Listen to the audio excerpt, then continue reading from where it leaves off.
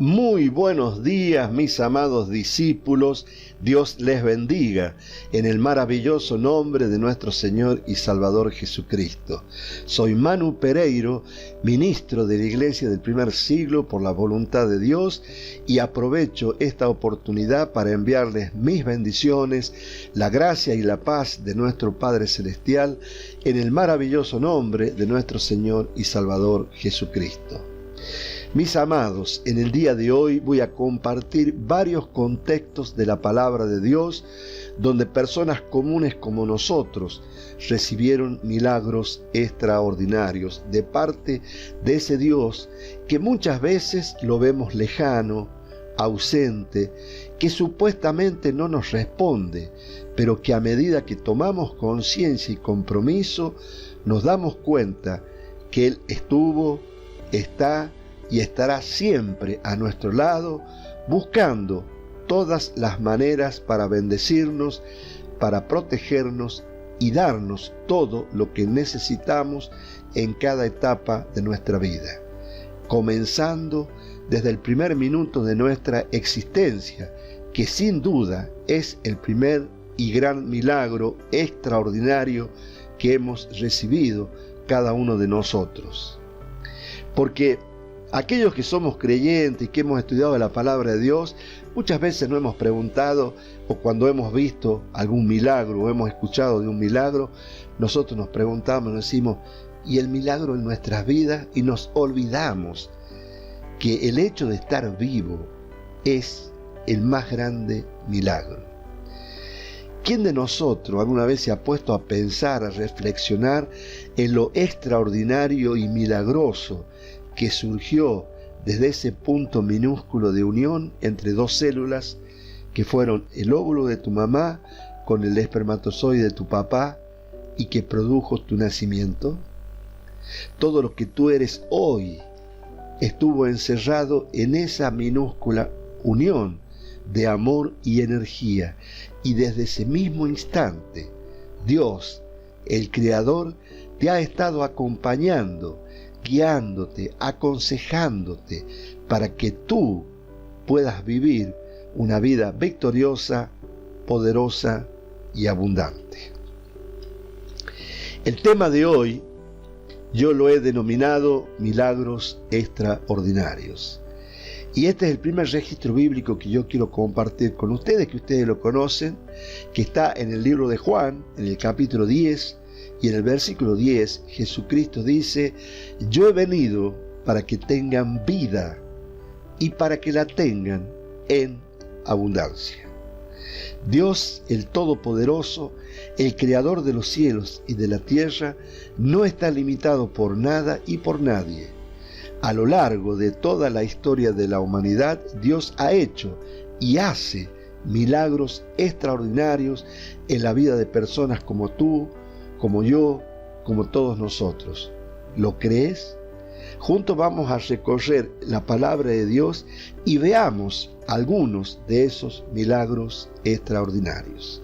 Por favor, quisiera que me acompañen al libro de Génesis, en el capítulo 18, y comenzando a leer en el versículo 14, dice, ¿hay para Dios alguna cosa difícil?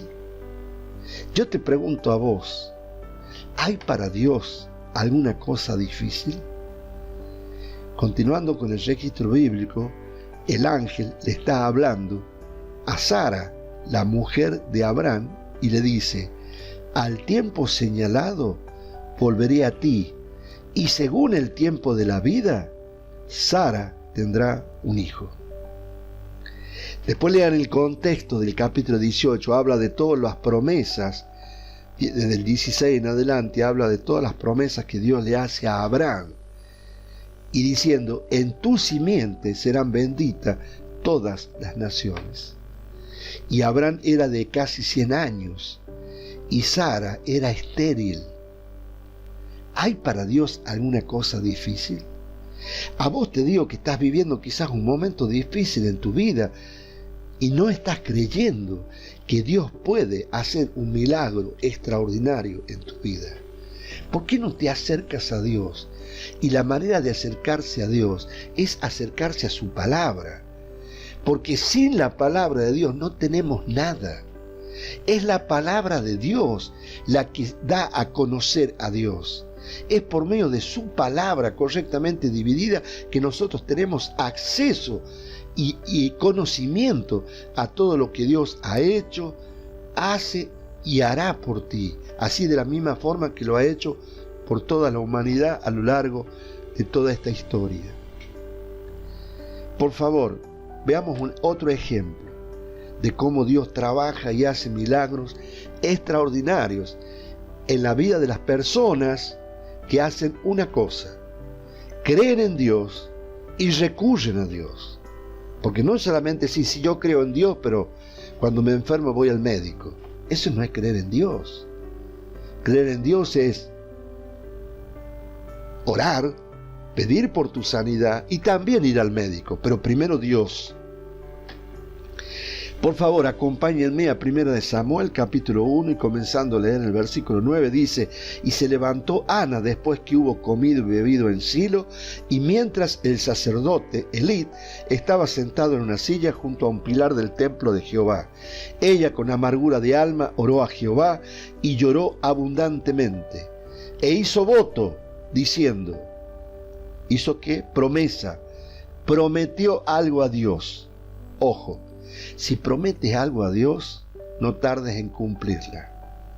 Dice así la palabra de Dios: Jehová de los ejércitos, si te dignares mirar a la aflicción de tu sierva, y te acordares de mí, y no te olvidares de tu sierva, sino que dieres a tu sierva un hijo varón, yo lo dedicaré a Jehová todos los días de su vida, y no pasará navaja sobre su cabeza.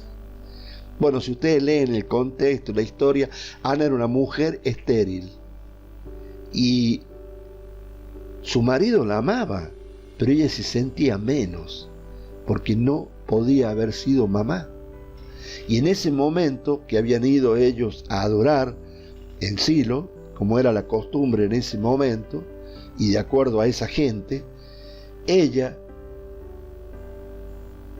amargó su alma, dice la palabra de Dios, y lloró abundantemente y prometió a Dios que si Dios le daba un hijo varón, ella lo iba a dedicar a Jehová.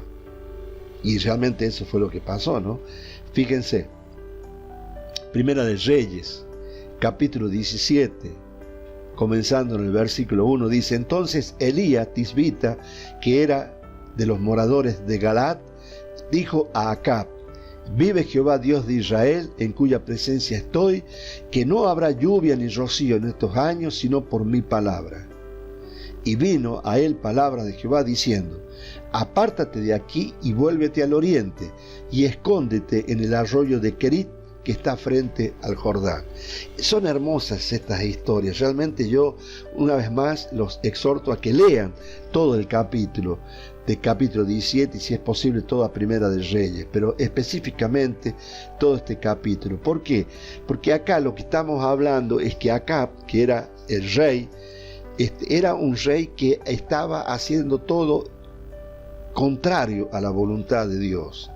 Entonces, este profeta, que era Elías, fue enviado por Dios para que, por su conducta del rey Acab, iba a haber una gran hambre en toda esa tierra. Dice, no va a llover sino por años, dice, sino por mi palabra. Y entonces, una vez que este hombre le dice a Acab lo que va a hacer Dios, Dios le dice: apártate de aquí y vuélvete al oriente y escóndete en el arroyo de Querit, que está frente al Jordán. ¿Por qué? Porque Dios sabía que este rey malvado iba a buscarlo Elí para matarlo. Porque a medida que pasaran los días, los meses, y no lloviera, iba a aumentar la pobreza y el desaliento del pueblo y todas las complicaciones que trae, ¿no es cierto?, esta situación. Entonces Dios lo esconde al profeta en un lugar que Dios sabía que no lo iban a buscar. Pero fíjense cómo sigue la historia. Miren cómo Dios trabaja. Realmente a mí me apasiona todos estos temas. En el versículo 4, Dios le dice: beberás del arroyo, y yo he mandado a los cuervos que te den allí de comer. Es un milagro extraordinario, ¿no? Versículo 5, y él fue e hizo conforme a la palabra de Jehová, pues fue y vivió junto al arroyo de Querit que está frente al Jordán. Y los cuervos le traían pan y carne por la mañana y pan y carne por la tarde. Y él bebía del arroyo. ¿Se dan cuenta? ¿Ven qué simple que es estar al lado de Dios o en comunión con Dios? Si es necesario, Dios va a mandar a los cuervos que te alimenten. Pero fíjense lo que ocurre en el versículo 7. Pasado algunos días se secó el arroyo, porque no había llovido sobre la tierra. Es lógico, ¿no es cierto? Pasan los meses, no llueve, el arroyo se seca. Y entonces, ¿qué hace Dios? Versículo. Tenemos tanto para aprender, ¿no? De Dios. Dice, Dios le había anticipado al profeta que no llovería por mucho tiempo. Sin embargo, Dios lo mandó que se esconda cerca de un arroyo. Luego, como es lógico, el arroyo se secó por falta de lluvia. Entonces Dios en ese momento, ni antes ni después, le enseña el camino a seguir. Eso es caminar por fe. Eso es caminar por fe. Dios nos exhorta a que caminemos por fe. No por vista, no por los 5 sentidos, no por nuestra capacidad mental de razonar, sino por la sabiduría de Dios. Fíjense, Primera de Reyes 17, el versículo 8. Vino luego a él palabra de Jehová diciendo, levántate, vete a Sarepta de Sidón y mora allí. He aquí yo he dado orden allí a una mujer viuda que te sustente. Y acá hay todo un orientalismo, todo un tema cultural muy interesante. ¿Por qué? Porque según la cultura israelí, la cultura de esos tiempos, ¿no es cierto? Ninguna mujer viuda iba a tener en su casa un hombre. Por lo tanto, todos los espías, ¿cómo se llama? La policía, digamos, de esa época, que lo andaba buscando Elías para matarlo, jamás lo hubiera ido a buscar en la casa de una viuda. Porque la cultura impedía eso, pero la cultura no dio. Fíjense cómo trabaja Dios, es maravilloso. Versículo 11. Viene todo el contexto, ¿no es cierto? De cómo él comienza a conversar con esa viuda. Y versículo 11 dice, yendo ella para traérsela a él la volvió a llamar y le dijo, te ruego que me traigas también un bocado de pan en tu mano. Y ella respondió, vive Jehová tu Dios, que no tengo pan cocido, solamente un puñado de harina tengo en la tinaja y un poco de aceite en una vasija.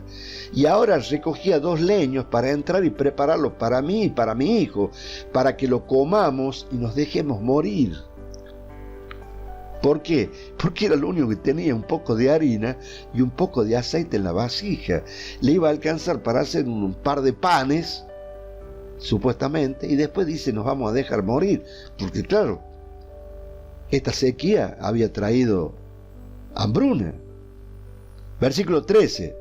Elías le dijo, no tengas temor, ve, haz como has dicho, pero hazme a mí primero de ello una pequeña torta cocida debajo de la ceniza y tráemela y después harás para ti y para tu hijo.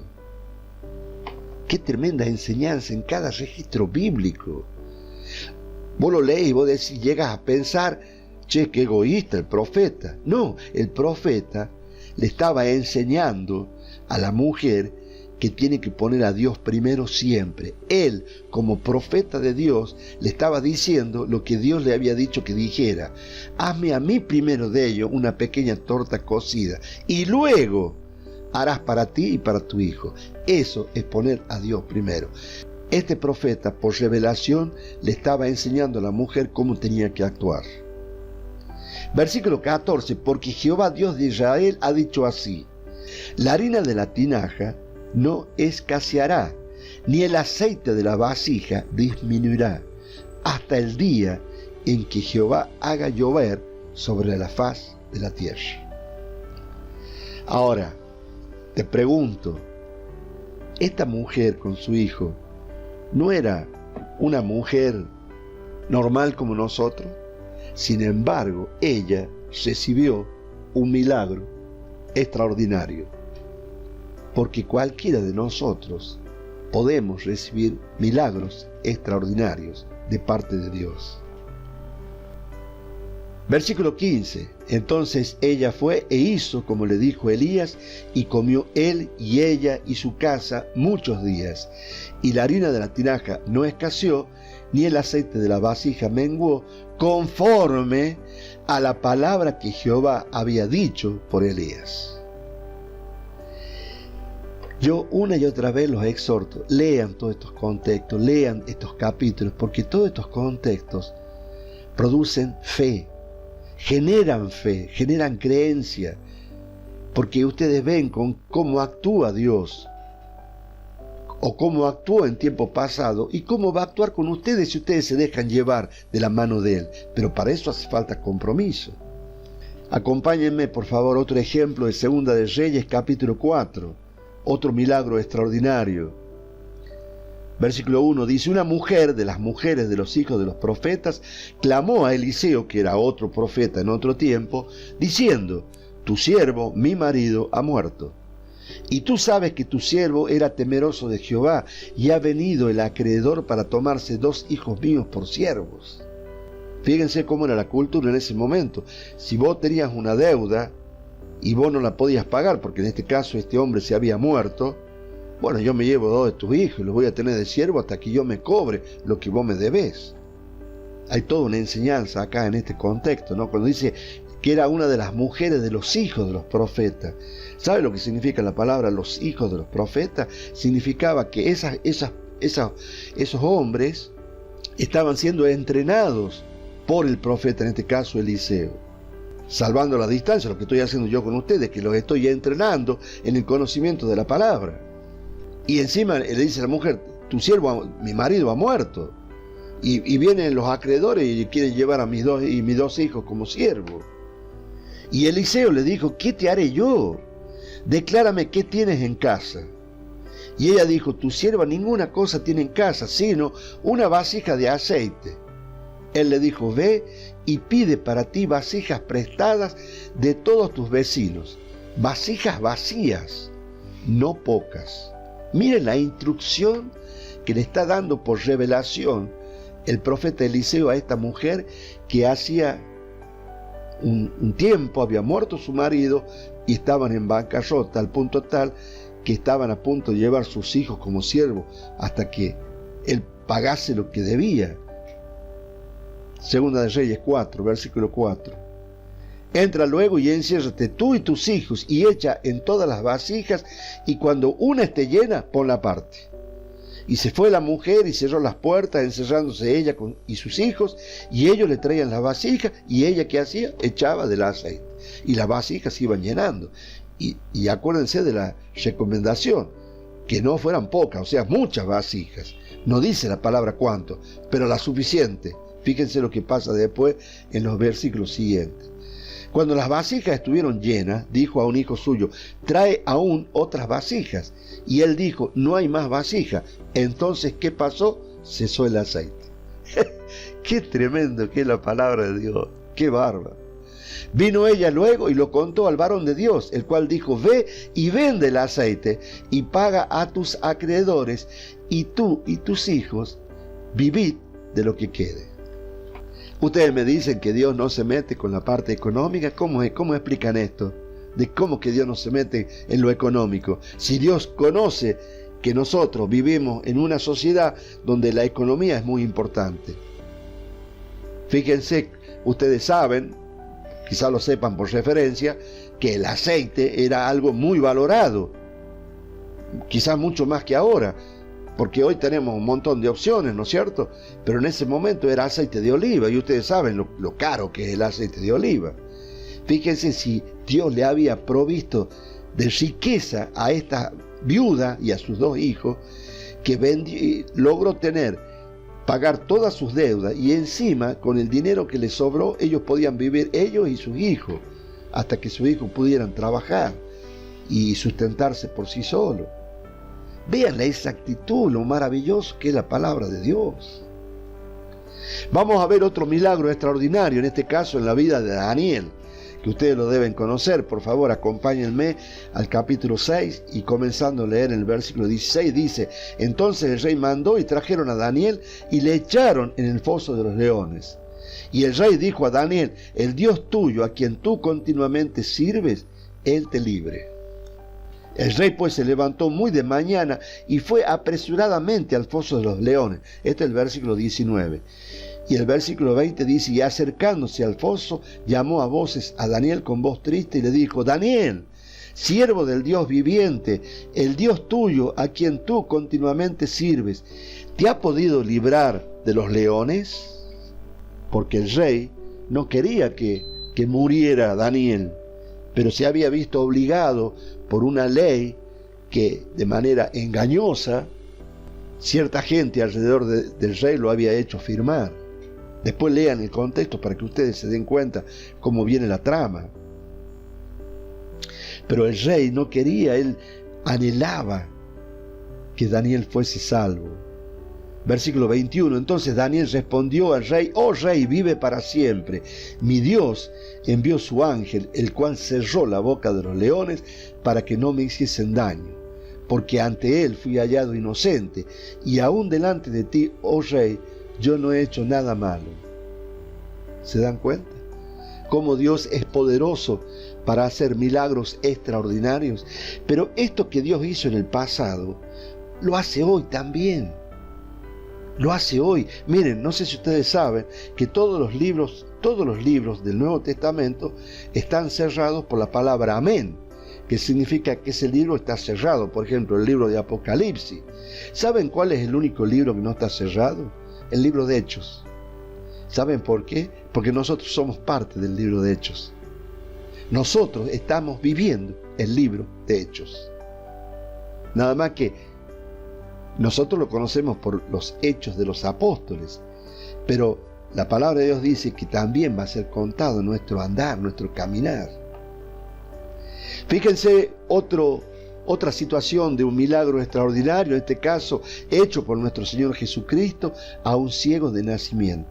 Acompáñenme por favor al libro de Juan, capítulo 9, y leyendo a partir del versículo 1 dice: al pasar Jesús vio a un hombre ciego de nacimiento. Versículo 6, dicho esto, escupió en tierra e hizo lodo con la saliva y untó con el lodo los ojos del ciego. Acá también hay todo un tema cultural, ¿no? En el Oriente, la saliva de un hombre de Dios es considerada sanadora, santa, que tiene poderes extraordinarios. Por eso Jesucristo escupe en tierra y hace lodo con la saliva. Con ese lodo, con la saliva de él, unta los ojos del ciego. Porque lógicamente ahí está involucrado una acción física para despertar la creencia en este hombre que era ciego de nacimiento. Versículo 7, y le dijo: ve a lavarte en el estanque de Siloé, que traducido es enviado. Fue entonces y se lavó y regresó viendo.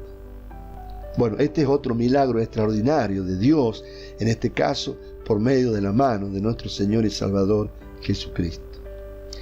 Hay cientos de situaciones así, chicos, cientos.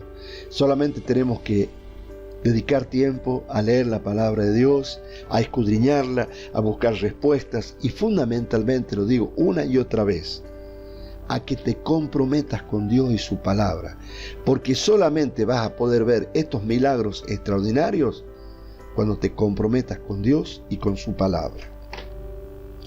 Acompáñenme por favor al libro de Hechos, en el capítulo 3, vamos a ver cómo Pedro y Juan subían juntos al templo a la hora novena, la oración, y era traído un hombre cojo de nacimiento, a quien ponían cada día a la puerta del templo, que se llama La Hermosa, para que pidiese limosna de los que entraban en el templo.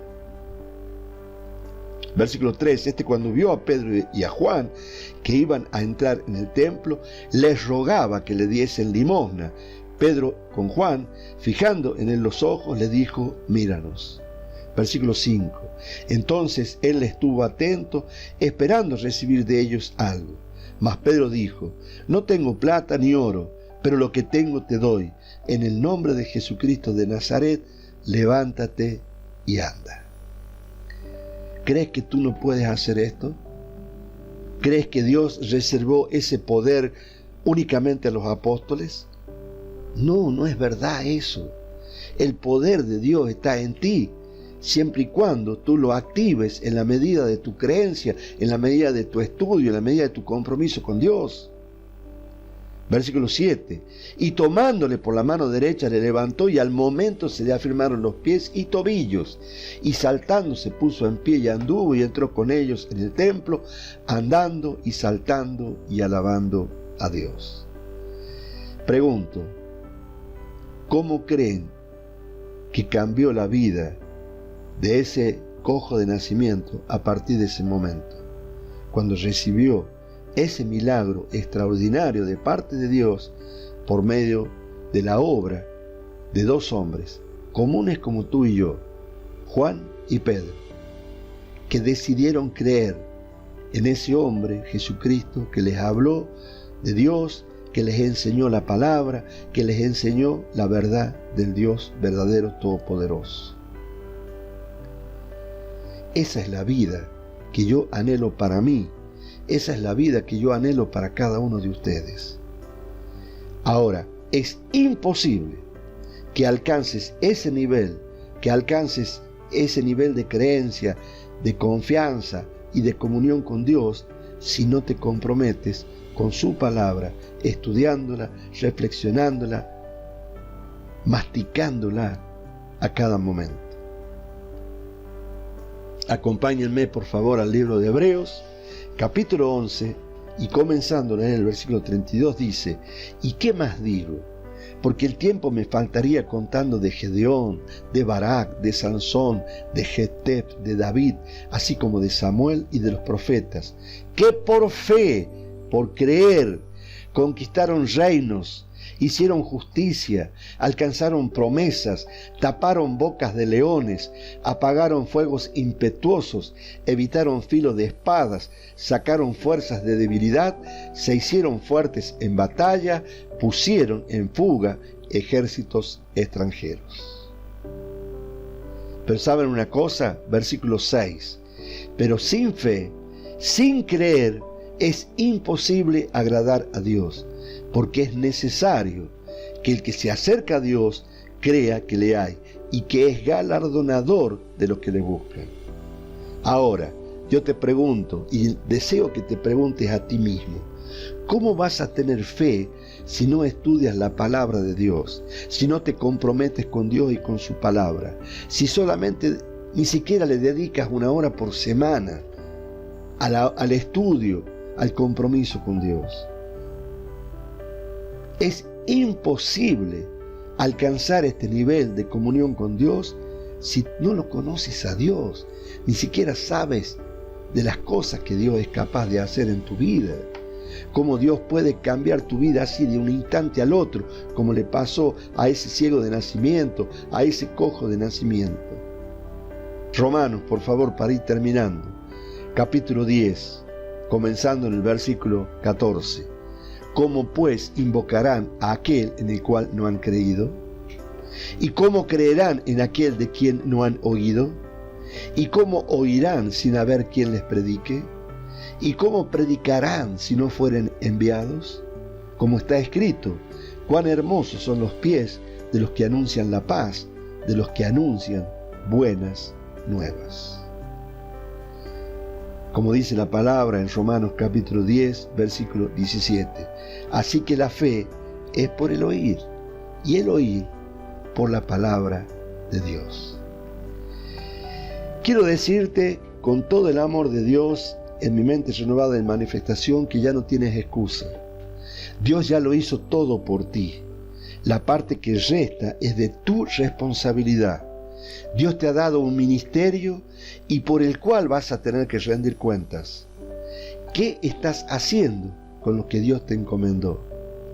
¿Sabías que Dios te ha dado a ti el ministerio de la reconciliación? ¿Sabes que Dios te ha dado a ti, tú que me estás escuchando, creyente, el ministerio de compartir el Evangelio de Cristo? Dios, en esta administración, que es la administración de la gracia, se ha limitado a que la predicación se haga a través de sus hijos, de los que creen o que han creído en la obra redentora de Jesucristo. Hay muchos que no lo conocen, hay muchos que lo conocen, y se hacen los tontos. Yo te exhorto a que reacciones, comiences a estudiar la palabra de Dios, comiences a investigarla. En mi canal tenés más de 250 videos. Me tienes a mí, porque si tienes alguna duda, que yo quizás te la pueda resolver con la ayuda de Dios.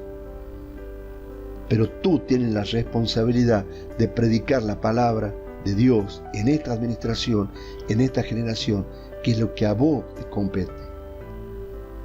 Y Dios te encomendó a vos, así como Dios me encomendó a mí. Yo estoy cumpliendo mi parte. ¿Vos estás cumpliendo la tuya? Te exhorto a que reacciones para que Dios sea glorificado en tu vida y para que comiences a vivir milagros extraordinarios de parte de Dios y de la mano de Dios. Nos vemos el próximo domingo. Que Dios te bendiga. Chao, chao.